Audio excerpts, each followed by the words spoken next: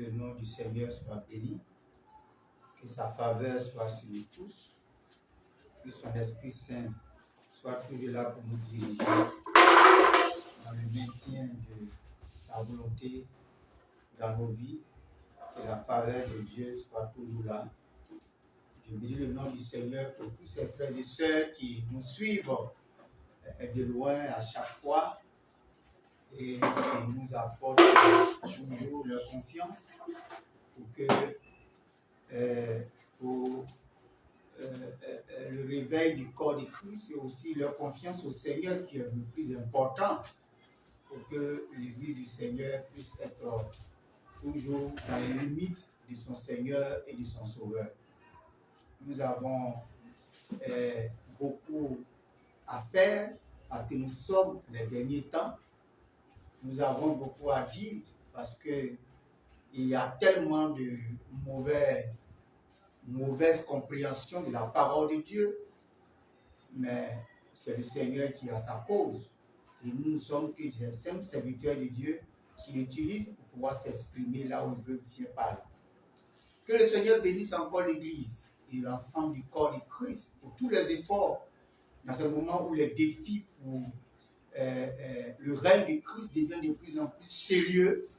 Que Dieu bénisse tous ses serviteurs, ses servants de Dieu, d'une manière ou d'une autre, dans toutes les nations, et que la faveur de Dieu continue d'abonder. Nous étions là, ça fait un bon moment, en train de continuer à creuser pour que Dieu nous aide pour aborder un thème. Le thème, c'est la prédication de la croix, son bénéfice dans la vie du croyant. Et je compte sur la grâce de Dieu pour nous aider à ne pas ignorer cela. Je vais prier. Seigneur, merci pour ta grâce, pour ton accompagnement. Aide-nous à recevoir de toi tout ce qu'il faut, c'est-à-dire le bénéfice de la croix dans nos vies au nom de Jésus-Christ. Amen. Et comme je le disais, nous avons vu précédemment que la croix est très très importante parce qu'elle vient pour mettre fin à l'élément qui, dans la vie de l'homme, constituait un blocage pour sa relation avec Dieu. Et cet élément, cette vie s'appelle la chair et nous l'avons hérité d'Adam. Et nous sommes reconnaissants de tous les dommages qu'a créé la chair et dans nos vies, dans la vie des uns et des autres. La chair ne trie pas d'espace. Nous avons vu comment la chair, peu importe là où elle se trouve, sert le diable d'une manière ou d'une autre. Et la chair, peu importe la plateforme qu'on lui sert, joue bien, très très bien son rôle au corps de Satan, du diable. Nous avons vu comment la chair aujourd'hui a réduit l'Église à l'impuissance. N'eût été la grâce de Dieu pour maintenir un faible reste, l'Église ne pouvait même pas avoir un mot à dire et faire régner le Seigneur. Et nous avons vu comment c'est vraiment très très très difficile cette affaire-là. Et nous avons remarqué qu'il était indispensable que le Seigneur trouve la solution. Et la solution que le Seigneur a trouvée n'a pas été la solution du déluge, puisque le déluge n'a pas pu aussi apporter la solution à l'arrêt de la vie désordonnée des hommes. Il y a eu, après le déluge, il y a eu, comme on appelle, les langues confondues. Il y a eu aussi, comme on appelle, la circoncision. Il y a eu la loi. Il y a eu plein de choses que Dieu a voulu mettre sur place pour amener les hommes à le suivre de façon honnête. Et toutes ces choses-là n'ont pas pu aboutir à pouvoir satisfaire les exigences de Dieu envers l'homme. Il était donc question de régler le problème à la racine. Puisque la racine de tous les maux, c'est la chair. Dieu a donc voulu bien régler le problème à la racine en trouvant les moyens appropriés pour pouvoir mettre fin à la chair. Et Dieu, connaissant les hommes, il est venu lui-même en tant qu'homme et connaissant aussi le diable qui a la puissance de la mort, le Seigneur a bien voulu que par la mort soit vaincue et par la mort, la résurrection et la vie éternelle soient pourvues.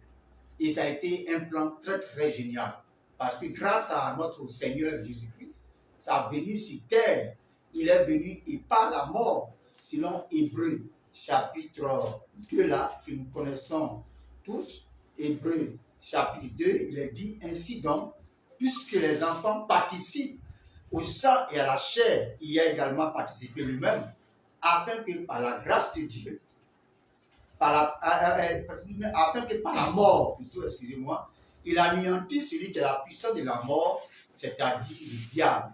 Donc, nous voyons que par la mort, Jésus a anéanti celui qui a la puissance de la mort, c'est-à-dire le diable.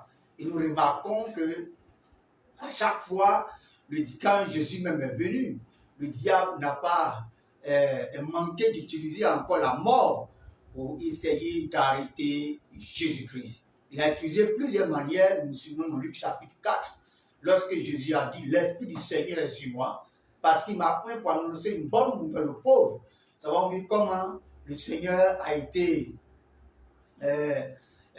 pris à mal dans le temple, après avoir lu ce texte d'Isaïe chapitre 11. Et les gens l'ont fait sortir du temple pour essayer de le précipiter pour le tuer. Lui qui était la grâce de Dieu.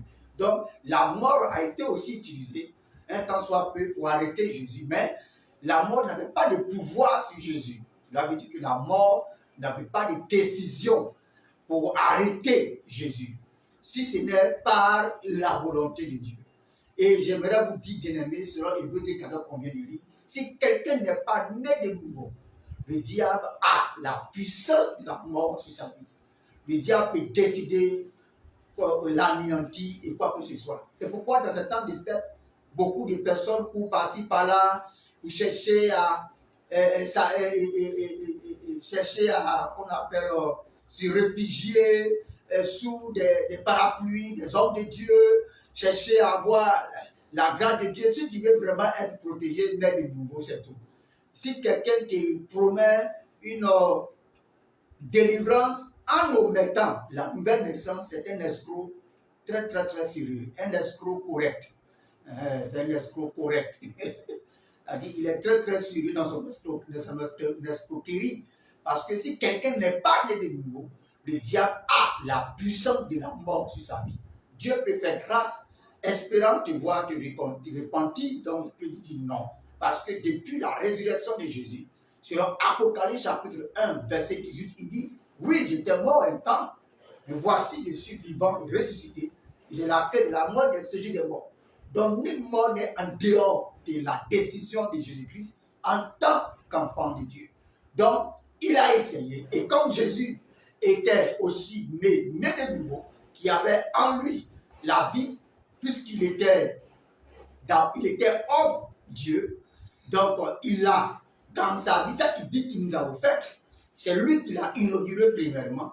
Nous avons vu comment la mort, malgré tout ce qu'elle voulait utiliser pour mettre fin au ministère, n'a pas pu aboutir. Et nous avons remarqué qu'il a utilisé aussi dans Marc chapitre 4 et plusieurs versions, plusieurs passages dans les évangiles, la tempête aussi pour arrêter Jésus. Mais ça n'a pas marché parce que la tempête qui était venue, avec l'expertise de Pierre et les autres, n'a pas pu arrêter ce vent très. Et la conclusion des experts de la mer était que personne ne peut sortir de là en bonne santé et vivant, parce que c'était clair que la mort était là. Nous avons vu comment Jésus a arrêté cette tempête. Il dormait, il a arrêté cette tempête. La mort a encore échoué là. Et il y a eu des huissiers qui ont été envoyés vers lui. Il y a eu un moment où ils ont failli même le lapider. Mais par la grâce de Dieu, nulle de ces tentatives n'a pu aboutir parce que il était au-dessus de la mort. La mort n'était pas au-dessus de lui. La mort était en dessous de lui. La mort n'avait plus de pouvoir sur lui. Parce que la vie qu'il avait venait du Créateur et cette vie a reçu onction d'être au-dessus de la mort et de la puissance de la mort. Tu vois, toi qui m'entends, arrête de t'effrayer. Arrête de t'effrayer. Viens au Seigneur. Viens naître de nouveau tel que le Seigneur l'a voulu. Et tu verras dans cette nouvelle naissance, le Seigneur te corriger, t'aider dans le disciple-là. Et tu vas voir que le diable sera toujours écrasé sous tes pieds. c'est vraiment un point très important que le Seigneur nous aide vraiment là-dedans. Donc, parlant de la croix, il fallait donc nécessairement que la croix trouver, d'abord avant de parler de la croix, trouver le moyen efficace pour mettre fin à celui qui nous donne d'être inférieur à celui qui a la puissance de la mort. Et c'était catastrophique pour l'être humain car on ne pouvait rien faire.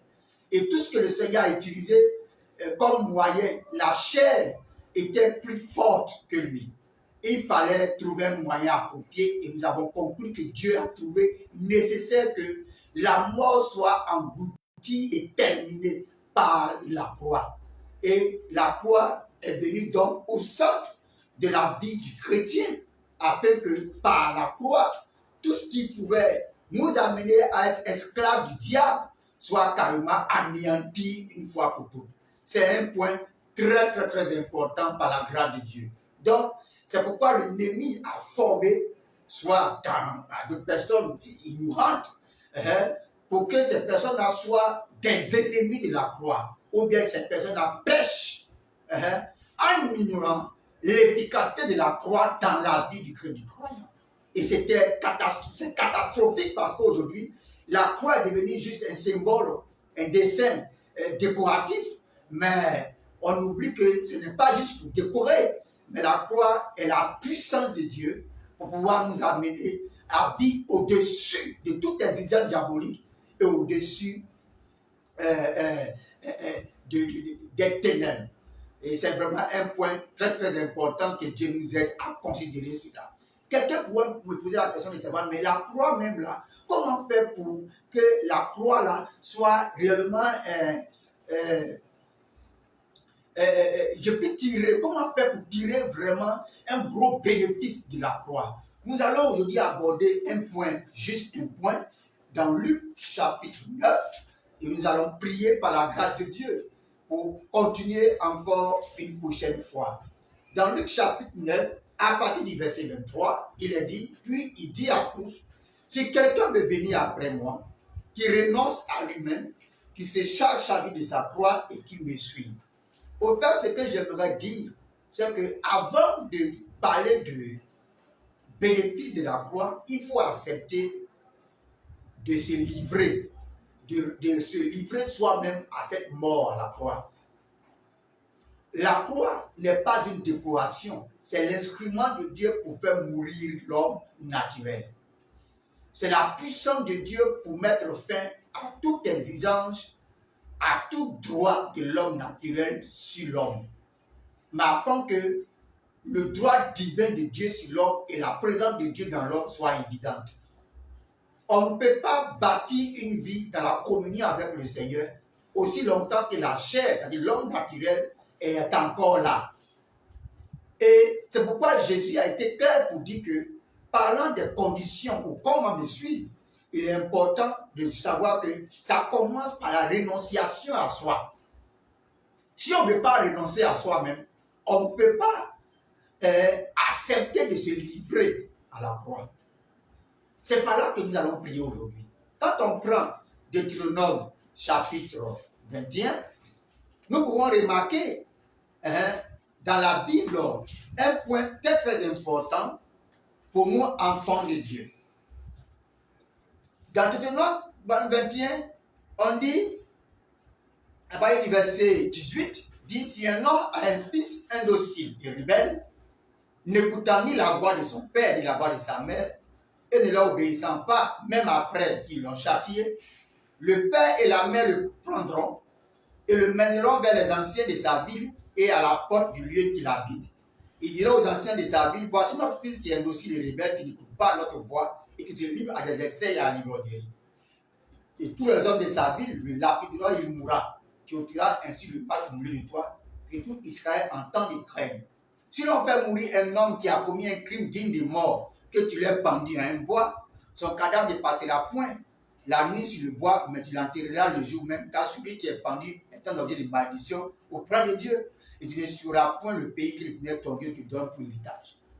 Nous voyons là comment le procédé qui mène à la pendaison et la crucifixion selon les Juifs.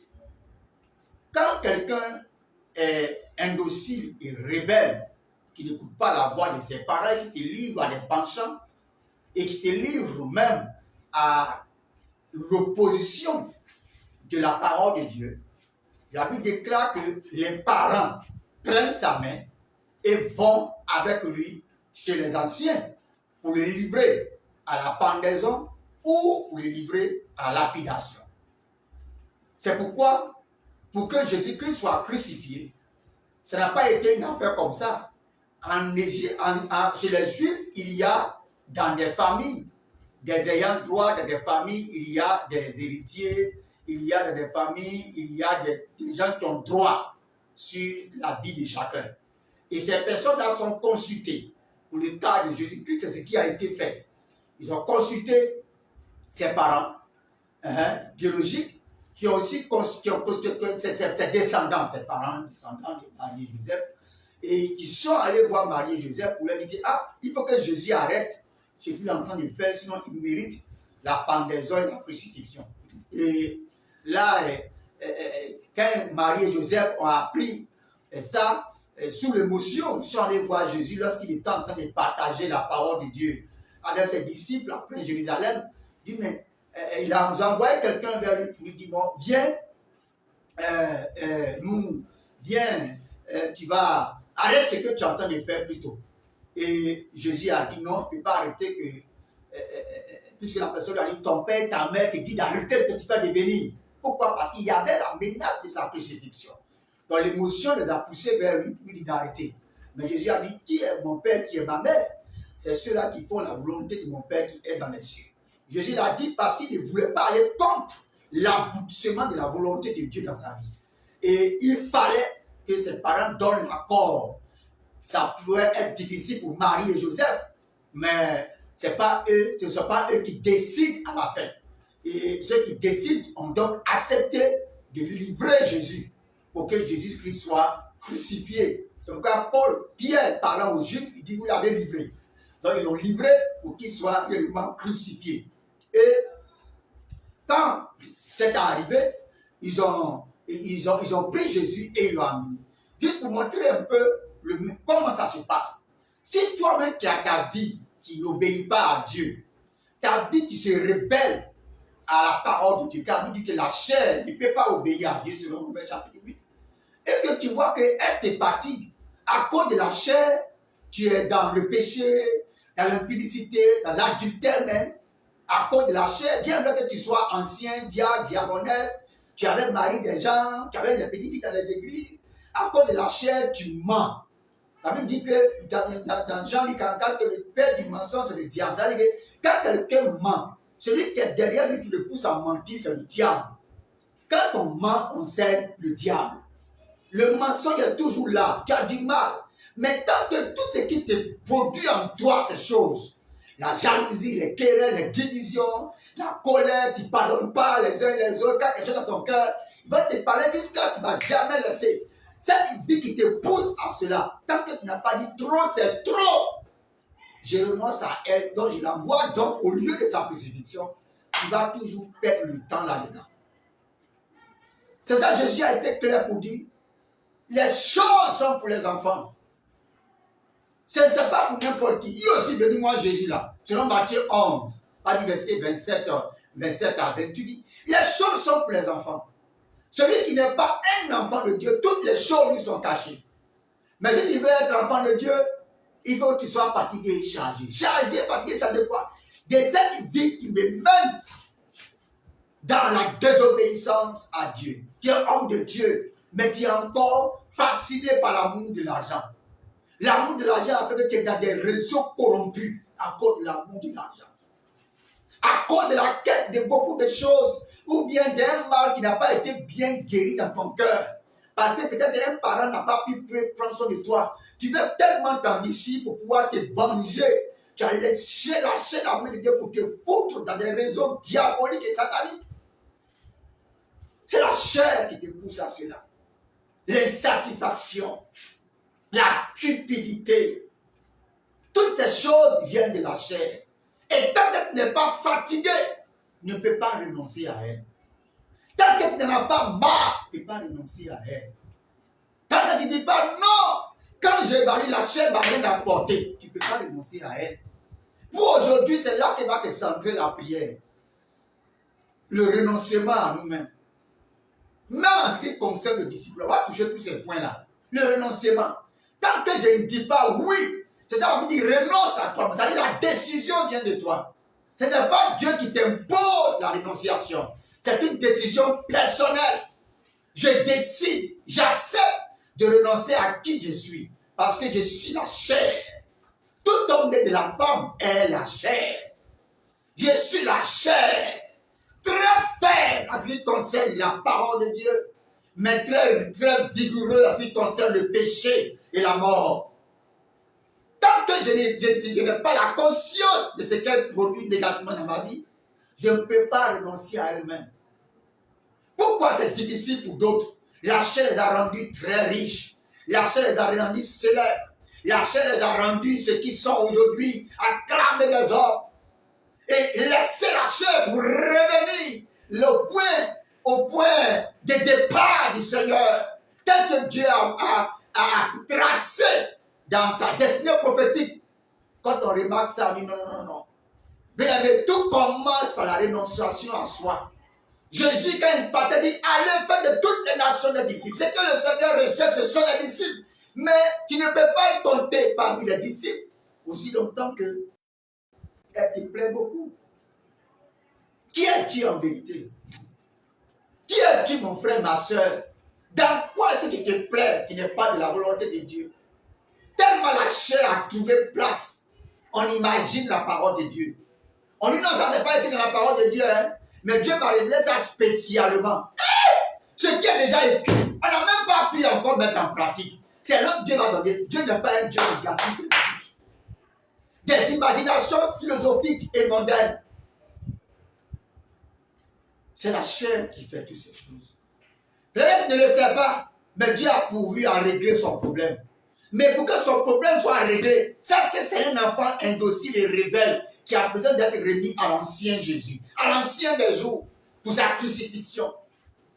Es-tu prêt à être crucifié? Es-tu prêt à renoncer à cela? Jésus est passé par là, parce qu'il a porté sur lui nos péchés dans le jardin de Gethsémane. Il fallait qu'il soit livré dans la main des anciens. Comme il a dit dans Matthieu chapitre 16, pour ceux qui vont demander des versets pour confirmer ce que je suis en train de dire. Dans Matthieu chapitre 16, nous pouvons remarquer au verset 21, dès lors Jésus commençait à faire connaître à ses disciples qu'il fallait qu'il allât à Jérusalem, qu'il souffrit beaucoup de la part des anciens, des principaux sacrificateurs des scribes, qu'il fut mis à mort et qu'il ressuscita le troisième jour. Hein? Il a expliqué ces choses avant qu'il ne parte, lorsqu'il était en train de partager avec ses disciples. Les anciens l'ont livré. Maintenant, on prend Luc chapitre 24, on va voir encore que effectivement, les anciens l'ont livré. Ils l'ont livré, non, oui, toi aussi, parce qu'il a porté sur lui nos péchés. Il a porté sur lui nos péchés. Il a porté sur lui tout ce que nous étions auparavant. Il a porté sur lui ces choses. Et il était devenu péché. Selon 2 Corinthiens 5, 21.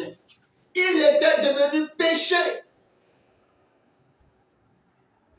Ça dit, ce que je suis, il est devenu cela. Pour aller, il a été livré à la place de tout homme. Pour que toi et moi, on puisse livrer notre moi. La chair, c'est aussi le moi. On l'a vu la fois dernière. Le moi. Le vieil homme. L'iniquité. L'homme naturel. Qui te gonfle. Ça va te perdre, bien-aimé. Parce qu'il n'entre pas au ciel. Son technique, c'est sur la terre avec tous ses dégâts. Il n'entre pas au ciel. Je ne sais pas de quelle nation vous êtes, mais je veux te dire, bien-aimé, la chair n'a pas sa place au ciel. Ce matin, ou ce midi, ou ce soir, es-tu prêt à livrer la chair? Es-tu prêt à la donner aux anciens pour qu'on aille la crucifier? Es-tu prêt à renoncer à cela? Peux-tu considérer la chair comme un enfant rebelle indocile? Pourquoi? Parce qu'elle n'obéit pas à Dieu. Elle cherche toujours des raccourcis. Elle cherche toujours des raccourcis pour justifier ses sales besognes. Comme aujourd'hui la chair dans l'église. Des personnes qui savent très bien qu'elles ont dévié, mais toutes des excuses de déviation. Oh, c'est la chair. Il est rebelle. Il est indocile. Qu'est-ce que tu fais avec lui? C'est à cause de la chair. Tu n'es pas obéissante. Tu n'es pas obéissante. Ton mari parle 1, tu parles 20. C'est à cause de la chair. Ta femme n'a pas sa place dans ton cœur. La chair. La chair ne sert pas de nous diviser. À cause de la chair aujourd'hui, c'est difficile de marcher ensemble. Les divisions, les querelles entre nous. C'est la chair. Est-ce que l'église peut se lever ensemble pour dire, nous remettons cet enfant indocile et rebelle, la chair là, pour qu'il soit crucifié. Parce que rien n'a pu dompter la chair si ce n'est la croix. On va toucher la prochaine fois. Mais pour aujourd'hui, remarque ce que la chair a produit dans ton foyer. Remarque ce que la chair a produit dans l'église. La chair ne cherche que sa prospérité matérielle sur la terre. La chair n'a rien à foutre avec le ciel. Parce qu'elle reconnaît qu'elle n'a pas d'héritage dans le ciel. C'est pourquoi s'il y a un évangile qui est venu vers toi maintenant, cet évangile a te dit que, ah, frère bien-aimé, le paradis c'est sur la terre ici. Oui, ça donne de la chair. Parce qu'elle n'a pas sa place dans le royaume des cieux. Bien-aimé dans le Seigneur, es-tu prêt à renoncer à toi-même? À ton moi, à ta vieille nature? Es-tu prêt à renoncer à tes propres désirs? Es-tu prêt à l'amener pour dire, ah Seigneur, voici, crucifie-la pour moi? Ça va mener dans n'importe quoi. C'est vrai que quand je passe, on me respecte, on me prend des photos partout. Mais je sais que c'est la chair. Ça ne veut pas dire qu'on ne prend pas des photos, mais la chair m'a conduit à me prendre pour me mettre au-dessus des autres. Il y a un frère qui me disait que, ah, il parle de domination. Il dit, mais quand tu lis la Bible n'a pas dit qu'un frère doit dominer notre frère. Des prédications qui nous poussent à dominer notre prochain. Non! Ça vient de la chair! L'homme est fait pour aimer son prochain, non pas pour le dominer. Nous sommes tous même chose au Dieu de Dieu. Et on pense qu'on est grand comme les autres. On cherche à dominer son prochain, on cherche à devenir plus grand. On est grand selon la mesure de la portion du Christ en nous. On n'est pas grand parce qu'on essaie, on a un poids de responsabilité sur quelqu'un. On est serviteur de cette personne-là. Selon Dieu. On est là. Il dit, mais dominer ne veut pas dire être au-dessus de son frère. Dominer veut dire, dominer c'est dominer, c'est-à-dire mettre la vie du Christ au-dessus, puisque c'est son frère à l'égard de Dieu, de tout l'environnement. Tout ce qui a été créé sur la terre, mettre la vie du Christ au-dessus de ça. C'est ce que ça veut dire dominer. Et on prend, on va dominer, on va dominer. Donc quand il a dominé, il a dominer sur mon frère. C'est la chair. Et regardez où il nous mène. Et où il a mené l'église aujourd'hui, les gens cherchent à se faire du mal les uns les autres. Cette prédication cherche à faire, les gens vont se faire du mal les uns les autres au lieu de s'aimer et s'entraider. Que le Seigneur nous aide. Qui es-tu en réalité? Es-tu, quand tu regardes ta vie, es-tu indocile et rebelle? Le Seigneur dit, la grâce est là. En cette fin d'année, va, tu dis, Seigneur, cet enfant, je ne le veux plus. C'est cette chair-là, ce vieil homme, ce moi-là, je ne le veux plus. Je l'amène au lieu de la crucifixion. Allez, crucifiez-le. Tu verras ce que le Seigneur va faire dans ta vie. Au lieu d'aller prier pour sorcier, ils vont me tuer, tu n'auras plus le temps de faire ça. Parce que celui que le sorcier a la puissance sur lui, là, celui que tu envoies parler le Dieu en même temps. Tu ne peux pas contre le diable si la vie qui est en toi est le moi ou la chair. Ce n'est pas possible. Il peut t'utiliser, il peut te tuer, il peut faire de toi ce qu'il veut. Que le Seigneur nous aide. Il nous accorde sa place. Est-ce que tu peux faire comme moi? Prier pour dire, Seigneur, viens m'aider. En cette année, je pars en 2024 avec encore la chair. Je veux que tu m'aides à vaincre cela. Tu m'aides à l'envoyer vers toi pour sa crucifixion. Est-ce qu'on peut prier? Prions ensemble dans le nom de Jésus. Prions ensemble. Prions ensemble dans le nom de Jésus. Seigneur, merci pour ta grâce. Merci pour ta bonté, ta fidélité. Aide-nous à t'envoyer la chair. Oh, je ne sais pas pour qui est encore là.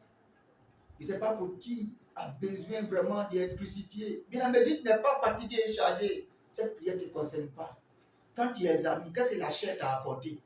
Une belle femme que tu es, mais regardez, tu cours de garçon en garçon, jusqu'au jour d'aujourd'hui, rien n'est fait. Tu penses que c'est la chair. Le Seigneur dit, renonce à toi-même. Renonce à toi-même. Tu es un monsieur bien, mais la chair te pousse à la désobéissance à Dieu. Renonce à toi-même. Les désirs personnels, tu cours après toi-même. Même quand tu prêches pour toi-même. C'est la chair. Oh, bien-aimé, viens au Seigneur, viens au Seigneur. Même si tu n'as jamais compris l'évangile, que tu entends ça aujourd'hui, je vais donner ta vie au Seigneur. Viens pour que le Seigneur crucifie la chair. Viens. C'est la clé pour être de Jésus. Viens au Seigneur, Seigneur, je vais renoncer à moi-même. Tu peux prier, prie avec moi. Je vais renoncer à moi-même. Moi qui suis fier de moi-même. Je vais renoncer parce que vraiment, je mens beaucoup. Je fais beaucoup de choses. Viens, je vais renoncer à moi. Parce que ce n'est pas comme dit ça. Le père du mensonge, c'est le diable. Viens m'aider, Seigneur. Viens m'aider. Oh, amène-moi à Golgotha nouveau. Je te livre, Seigneur. C'est cette chaîne docile et rebelle. Je te livre la chair. Oh, viens m'aider. J'ai de la chair qui m'a poussé dans des faux réseaux. Oh, dit la poussé dans des faux réseaux. Bien aimé, c'est la chair qui t'a poussé à là-bas. Oh, viens, renonce à toi. Renonce à toi. Bon Dieu, Seigneur, je veux renoncer. C'est ta responsabilité. C'est ta responsabilité. Seigneur, je veux renoncer à moi-même. Aide-moi, Seigneur. Aide-moi, Jésus. Seigneur, je veux te rendre grâce. Bénis ton nom. Merci pour tous ceux qui ont été priés actuellement partout dans le monde. Que ta grâce soit avec eux. Et que tout enfant docile, indocile et rebelle, qui est la chair, le moi, le vieil homme, l'iniquité, l'homme animal qu'ils envoient vers toi, accepte-les pour les crucifier. Accepte-les pour les crucifier. Et donne-moi encore une autre occasion à ta grâce et amène ce message-là où tu veux l'envoyer. Dans le nom de Jésus-Christ, j'ai prié. Amen. Amen. Le Seigneur vous bénisse et sa faveur soit sur tous. Merci Seigneur.